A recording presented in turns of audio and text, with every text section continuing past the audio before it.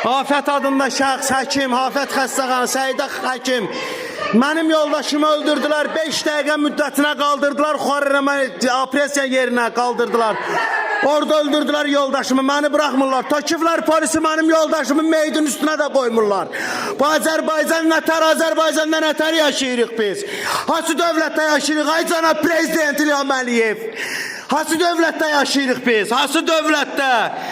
Hansı dövlətdə yaşayırıq cənab prezident?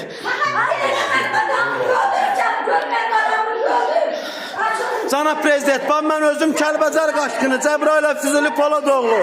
Hansı dövlətdə yaşayırıq? Hansı dövlətdə yaşayırıq biz? Mənim yoldaşımı öldürürlər, töküblər polisləri bura mənim meydimin üstünə qoymurlar. Mənim meydimin üstünə qoymurlar. Qoymurlar cənab prezident. Qoymurlar.